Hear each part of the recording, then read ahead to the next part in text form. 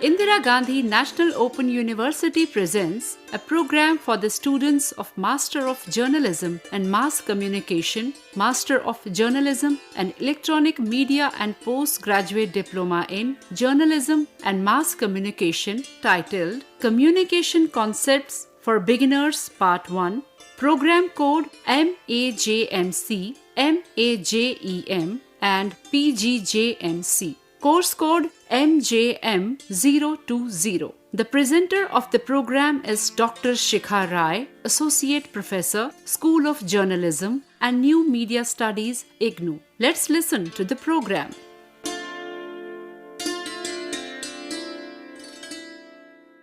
Hello dear learners, welcome to this session on communication for beginners. And in this session, we will be looking at what is communication, the process, the effectiveness, the forms of communication, and the barriers of communication. We will also be looking at the various models of communication like the Shannon and Weaver model, the Berlow's model, the Gerbner's model, Newcomb's model, and Westley and MacLean's model. So, let us first begin with what communication is. Communication has 4 basic elements which are a part of it in order to make it possible. These 4 elements are source, message, channel, and receiver. Now, whenever communication is taking place, it is basically the sharing of experiences from one person to the other person. Now, while this experiences sharing is taking place, the source of communication, so say for example, here I am speaking about communication, so I am the source of the information. From the source, a certain message is being delivered to you. This message is the basic thing that I am communicating to you through this lecture. I am talking about the concepts of communication. You're trying to understand what communication is, what its effectiveness means, etc. This is the message of this communication. And then the third thing is the channel. Here it is technology mediated and you understand the language that I am speaking in. So this is the channel. And the fourth and the important aspect is receiver. You people. The people who are listening and trying to understand, trying to process this information in their brains and making meaning of it. So these are the 4 basic elements of communication. Having spoken of this, the second aspect is what is effectiveness of communication. When we talk about anything being effective, we are primarily looking at the outcome of something. So if you have, say for example, attempted an exam very well, the outcome will say how well the exam has been attempted. If one student scores more than the other, we usually say that the second student has studied more effectively or the second student has done better. So effectiveness, we can say in terms of communication, is being measured in terms of interpretation of that message and the feedback. Both of these things you would appreciate lie at the receiver's end. When we're talking about interpretation of a message, I am talking a few things. I'm talking certain things about communication, but how you are understanding it, how you are processing it, accepting it, is for the receiver to decide, is for you to decide. So this is the interpretation, making meaning of the communication that is coming from me. The second important aspect of effective communication is the feedback process. Until and unless we get feedback from the receiver about whether, say for example, in case of a lecture, whether the student has understood properly or not, when you are on a negotiation table as a marketer, whether you have been able to put across your point or not, and whether the second party is buying your argument or not, all that is a part of feedback. So, ideally, in order for communication to be effective, 1, it must be able to come up with some feedback, and 2, the interpretation of the message that has been communicated from the source should be just what the source has intended. If I say something and you understand it differently, that means that the communication has not been effective. Now, having spoken about what communication means and what are the factors, what are the important aspects of effective communication, let us also look at the barriers of communication. When we talk about barriers, there are three basic barriers that we're talking about. One is technical, one is language, and the other is psychological barrier. Let us first talk about the technical barriers. When we are talking about technical barriers, all those kind of barriers that come in communication due to technical reasons, like say for example message distortion. If instead of hearing my words clearly, you start listening to some gurgling sound, or the streaming of your media stops, then you will not be able to understand what I said. This is a technical glitch. This is a technical distortion of message. And that is why this is called a technical barrier. The second thing is wrong timing. You have had 6 hours of hectic work, and then I start teaching you the concepts of communication. That is a wrong time to catch my learner. So wrong time is also a barrier in communication. More so a technical barrier, because your brain is already flooded with so much information that you're talking about, you're thinking about, and you have to take an action on, such that this communication which is coming from me ends up coming at a wrong time. Hence, wrong timing is also a technical barrier.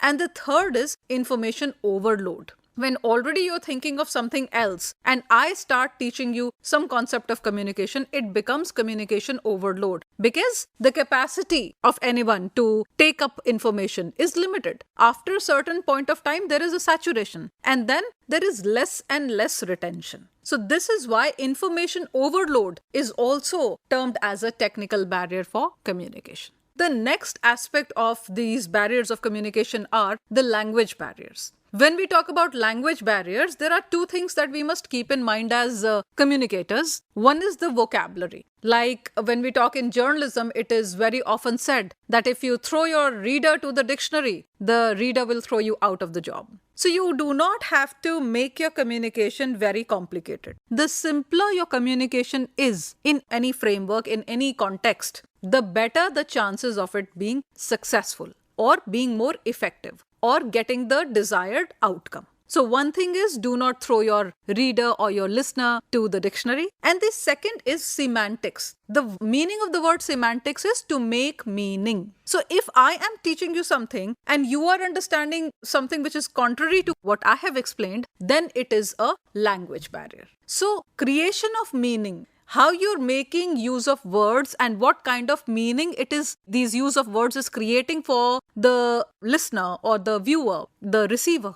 is an important aspect. And these are the two language barriers that we're talking about. The third thing is psychological barriers. Amongst the psychological barriers also, we have 4 major aspects. One is noise, the other is perception set differences, the third is distrust, and the fourth is information filtering. Let us talk about each of them separately. Noise. What is noise? Noise is not just something which is distorting the message. Noise is any kind of barrier which is coming between an effective reception of the message and the communication of the message. So any kind of noise could be that you're not able to listen to what I said. It could be that your mind is already clogged with so many things already that you are not able to take in the essence of what I have delivered. So noise can be of multiple ways. Then another thing is perception set differences. If I give you examples that you don't relate to or you think that these are not correct, then there is a difference in my understanding, my perception of the world, of the way things are, of the society, and your perception of understanding. So here, this difference in understanding between the source and the receiver will also become a barrier. Because when I'm explaining concept or a fundamental, and then when I'm going on to an example, when I'm giving you a way of how you can put it in context, and if you do not agree with that context or you think it is not the reality, there will obviously be a barrier between what I have conveyed and what you have understood. The third thing is distrust. Obviously, when you talk about believing, when you talk about understanding, it happens only when the first thing is trust. The first door to knock is trust. If you think you can trust this information, only then you will spend time thinking about it or noticing what changes can happen due to it or, processing it in your mind in general. So this is another psychological barrier. If you do not trust a person, you would not like to entertain, or you would not remember what he or she said, or you would not want to entertain any sort of communication from this person. The fourth psychological barrier is information filtering. When we talk about information filtering, you will also notice this in one of the theories of communication when we come to it, that there are various kinds of information,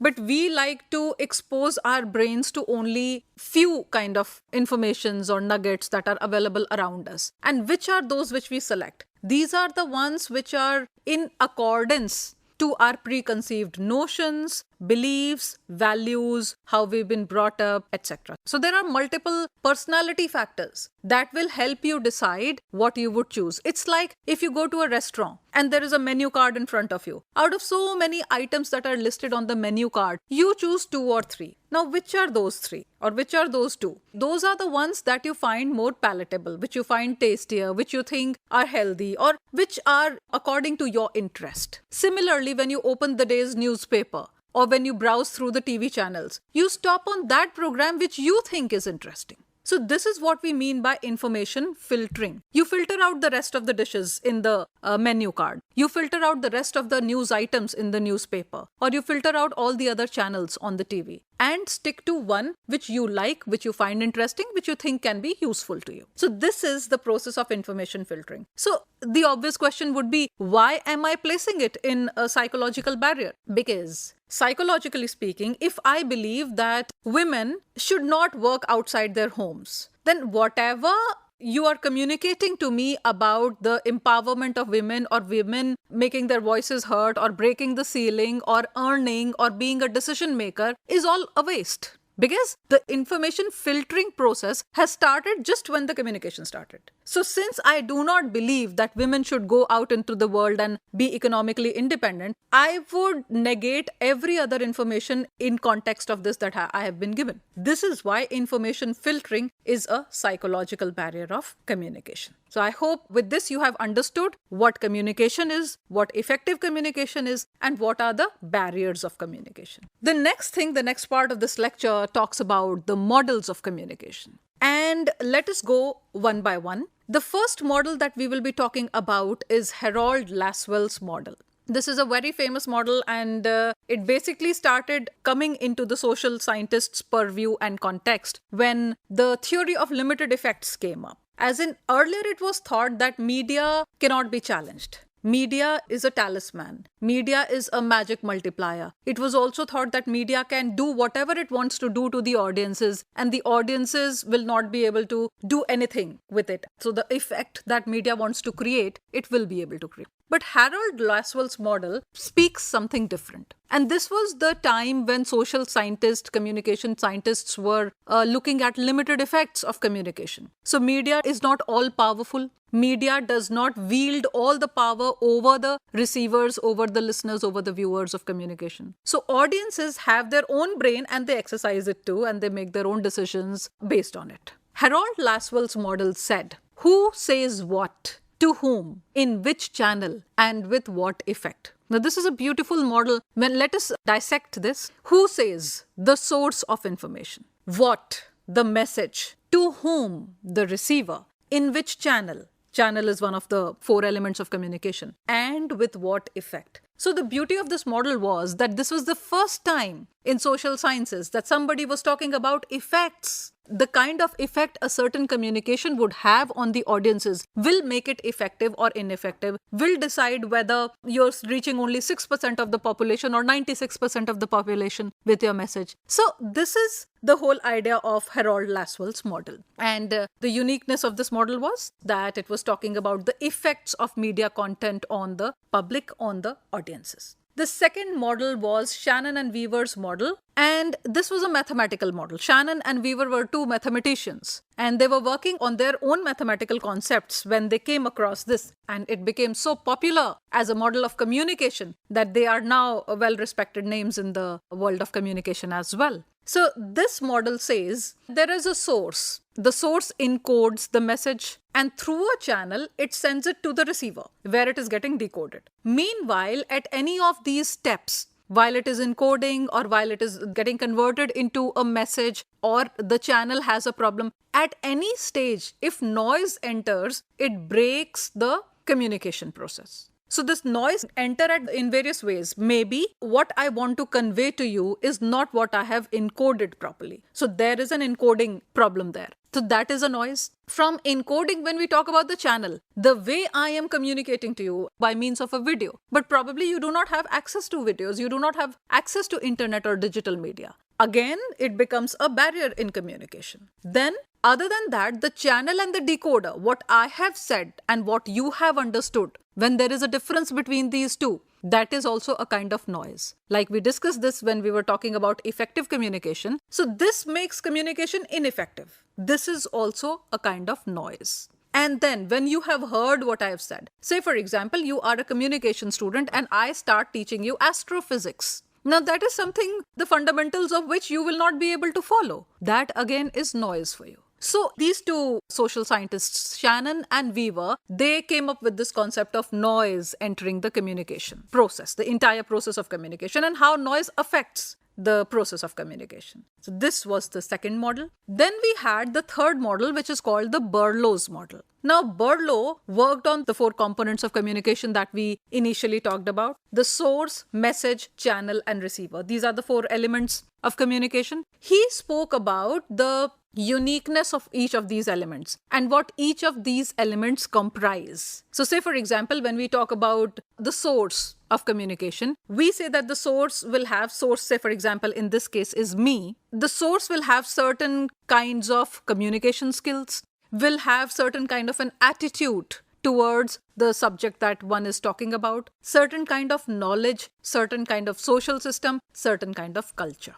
So these are the various aspects which come into the personality of, or which come into the perspective of source. So he talked about message. When we were talking about message, what is a message? A message is what is being decoded by the source. So this message also has certain attributes. What are these? It is the content which has to be communicated, which is being part of message. It is the element. What kind of like we are talking only about the basics of communication. That is the element. Then what kind of treatment it is being given. When you have a lecture where the teacher is giving adequate and enough number of examples for you to understand a concept is different from what you're reading in a book or maybe an advanced level book. So the kind of treatment that is being given to a communication in order for it to be effectively communicated to the receiver is the treatment. The structure. How are you structuring? Like my lecture is structured in a form that we first talk about the basics of communication, the process, the barriers. Then we go on to the models and theories. This is the structure of my communication. And for any communication to be successful, it is important that it be structured in a specific manner. And then, of course, the code. In this case, the code is language. You understand the language that I'm speaking in, and hence you're able to follow what I'm saying. So these are the 5 elements of message. Then Berlow also talked about the channel. He said that the channel can be hearing, tasting, smelling, touching, seeing. So all the 5 sense organs. And then he talked about the receiver, which will have the same elements as that of the source. Because even if one is missing, it will end up becoming either noise or a barrier in effective communication. So the receiver also has communication skills, just the way the source had them, also has attitudes, also has knowledge, social system, and culture. Now, why is it that the source and the receiver have the same elements? Because communication is a cyclic process. For it to be cyclic, what happens? I am communicating to you. You are processing this information in your brain. Then there is a question that you have, which is coming to me again as feedback. And I am processing your question, creating its answer in my brain, again giving it back to you. So this is why communication becomes cyclic. And while this communication is cyclic, the source becomes the receiver and the receiver becomes the source. Hence, it is very important for both source and receiver to have the same elements. That is what Berlow's model spoke about. The next is Gerbner's model. Broadly speaking, Gerbner's model said that perception is different from reality. Any event, let us say E, happens. Now, this event, there is certain kind of selection of event that happens in media. So, because we are talking in terms of communication and mass communication, let us look at it from the perspective of media. Multiple things, multiple events are happening, but not everything gets covered in the newspapers every day. It is only selected few that will find coverage in the next day's newspapers or in the television or wherever else. So, an event E has taken place. The selection, context, and availability of its content. Say, for example, an earthquake happened somewhere in the European country, and Indian media does not have an access to it. In that case, they will not be able to present that news. Why? Because availability of facts, availability of the visuals, pictures, everything is necessary for any news to become a part of the media. So an event has taken place. There is a certain kind of perceptual dimension to that event. Now, access to channels and the media control is also one. Like something which can be a neutral event can be presented in media to depict that it is a positive event, or it can be depicted in media to give a negative connotation or representation altogether. So here the perceptual dimension of the reporter or the editor or the news media is coming into picture. Then there is another thing which is the form and content. Like we were talking about the event's form and content and its dependence on availability and context. Similarly, it is also the form and content of the editor, the media maker, the content provider that is coming into picture now. So while the media content is being affected by the form and content or the perceptual dimension of the editors, the media makers, the reporters, after that it is reaching the audiences.